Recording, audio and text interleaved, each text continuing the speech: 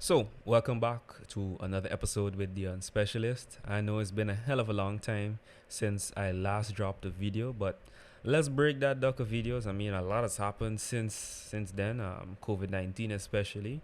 But anyways, let's get into today's video, which is an article review from the Toko Times, coming out of the Twin Island Republic of Trinidad and Tobago. Beautiful island. So, the title of today's article is Even Farm Work is Gendered, especially for rural youths. And this article dropped on August 12th, 2020. And it reads More often than not, everyday activities and norms are gendered from a young age, even for rural youth. In rural communities where farming is prominent, one may notice that young men tend to adopt and engage in more farming activities or on farm employment than young women. It is not that young women don't take on such activities, but they're more likely to take on maternal and nurturing roles in the community. Well, we see from the jump the author establishing a premise that there's gender division of labor. The author is clearly writing from a gendered lens, something we see in a lot in colleges and universities today. Um, and yeah, let's see which route the author takes. Let's see if there's a solid, rational approach to determining, what exactly is going on and why farm work is gendered, or if there's a reductive conclusion made. So let's break it down. In Gender and Farming in Ethiopia, authors Azrat Gilla and Getnet Tadele highlight an Ethiopian case study outlining the differences in farm work between genders in rural communities based on gender norms. For example, and I quote, plowing, sowing the seeds, and threshing are seen as men's work, while women tend household gardens, clean animal pens, and perform the milking. Though women may work alongside men weeding and harvesting, they are often regarded as helpers rather than workers. End quote. Women are given what can be perceived as lighter work when out in the fields because of their gender.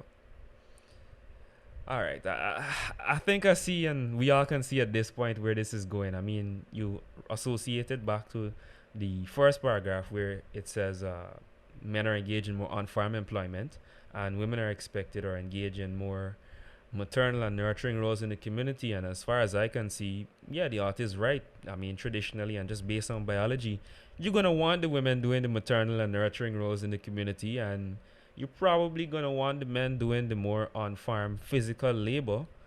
I mean, 9 times out of 10, if not 10 times out of 10, the men are going to be better at plowing, sowing seeds, and threshing, especially in poor rural communities or rural communities in general that don't necessarily have the technology to automate such tasks. You're gonna be putting the men to do that back breaking, callus creating kind of work. But I mean, the author seems to be going down the road that women want to do that work, and we should be putting women to do that work. So hey, let's continue and see, because I mean, I guess you would expect the most physically competent to be doing the physical labor, but let's continue. So it says more women may want to pursue work on the farms. You see, more women may want to pursue work on the farms.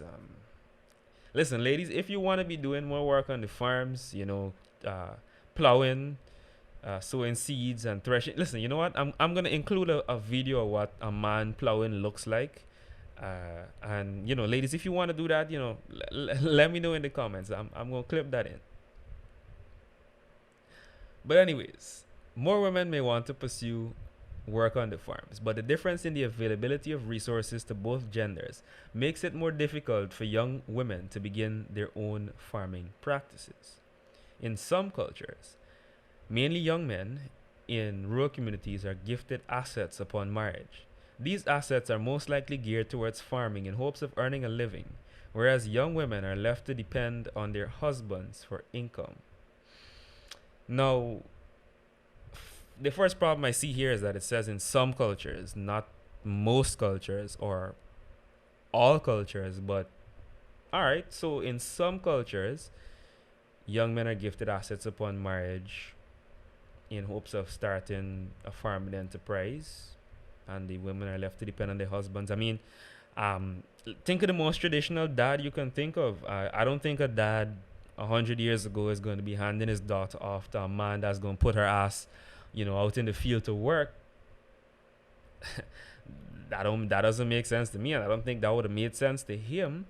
But hey, I guess hey, in 2020, husbands, hey, put your wife's ass out there to to plow that field and get stuff done. I mean, she's definitely you're restricting her. You're not allowing her to pull her weight and properly operate in a farming context. And you see the other issue again. The young women are left to depend on their husbands for income. I mean, especially again, we're looking at this in context.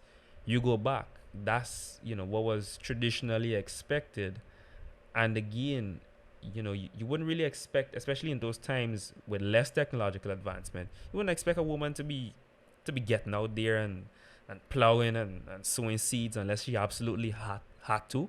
So the ideal position, especially for a father thinking about his daughter, would probably be to put her out and put her with a man, sorry, who could keep her up, and he's going to do the work. As a man, that's the burden of performance. But hey, 2020 feminism, so you know, let her get out there and plow and pull that weight, right?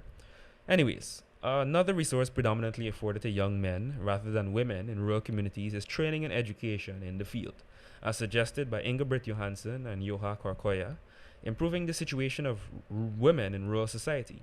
The majority of training offered to young rural women is feminine oriented and less farming or entrepreneurially concentrated, often to maintain the norm of women as caretakers.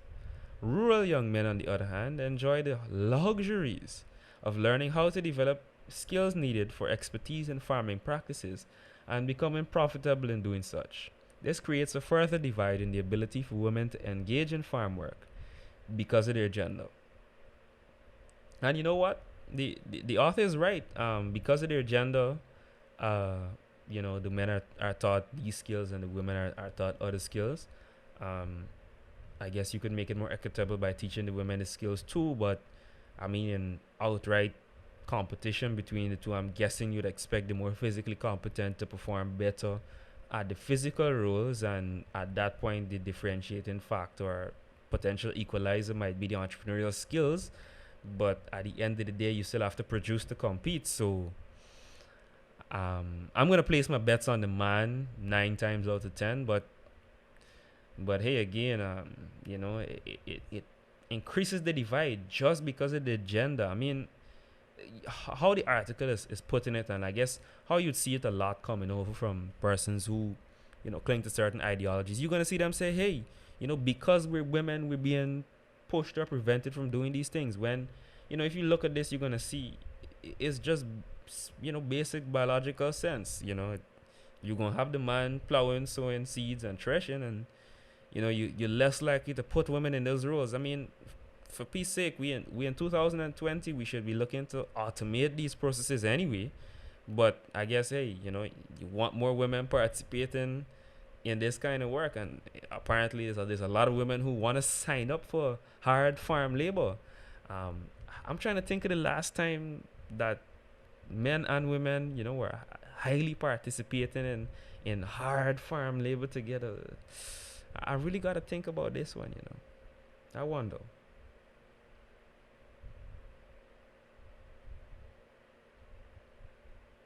Anyways, let's continue. So, the next paragraph says, recently, in attempts to bridge the gender gap within rural communities, the United Nations patented International Day of Rural Women, October 15th, as a means of celebrating and recognizing the invaluable contribution of rural women to world development. This move will create more technological opportunities for young rural women to match their male counterparts as productive entrepreneurs, thus aiding in removing the instilled gender norms.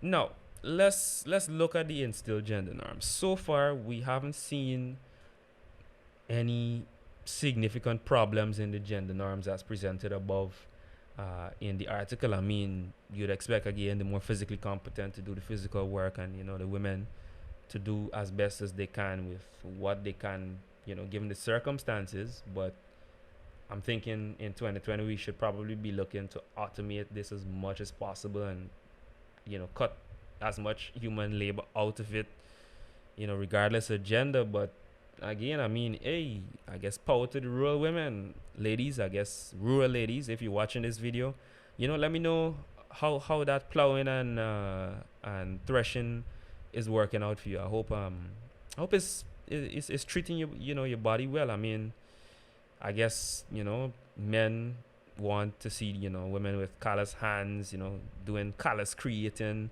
threshing, back breaking work. I guess every man loves a woman with a few herniated discs, puts a new spin on blowing her back out. But hey, I guess that's 2020 for you.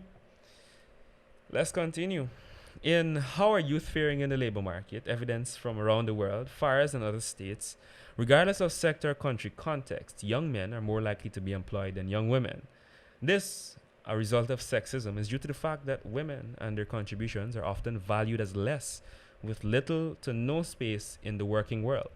Domestic work, usually a non paying job, is considered as a universal safe space for women's employment, whereas men are more considered for employment regardless of qualifications. Now, in a general discussion, this is actually a quite useful point to make, but again, some glaring issues is attributed to sexism kind of arbitrarily because the author quotes the paper but then says, hey, this is because of sexism. Then also says, okay, women's contributions are valued as less. I'm not sure if, you see, the thing is with determining value, the value of women's maternal and nurturing contribution to society can't really be measured in dollars and cents, like economic productivity. That's something intangible, that's something invaluable. But I guess, I guess that's not valued enough. Again, if we're looking at domestic work, yeah, if we're talking monetary value, or the amount of money paid for that kind of work, yeah, domestic work ain't gonna be getting as much as farming, but especially the tough physical labor of farming. But at the same time, I mean,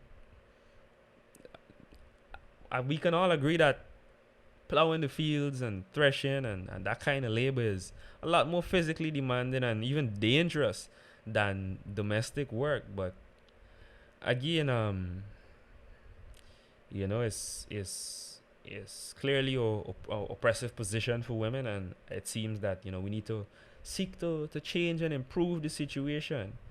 And then just to address the last part, men are more considered for employment regardless of qualifications. I mean,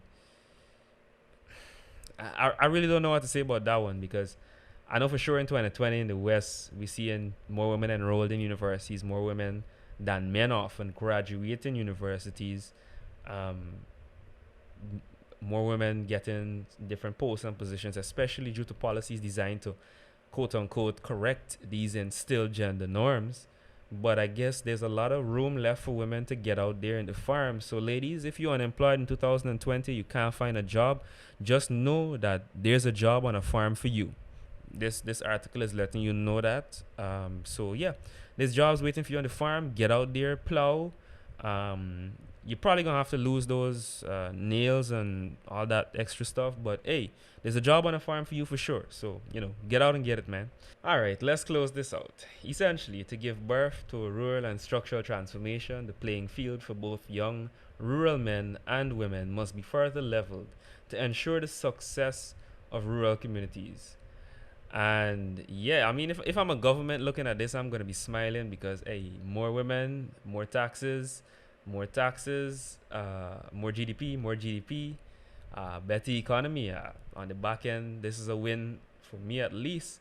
And as for the women, I mean, if that's what you want to get out there in the fields, you want economic independence, and you think this is the best way to do it, or you're unemployed and you need employment, and this is an option for you, and you take it.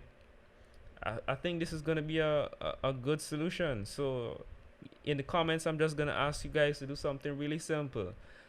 Fellas, if you think that this makes sense, that more women should be engaging in physical labor on the farms, let us know.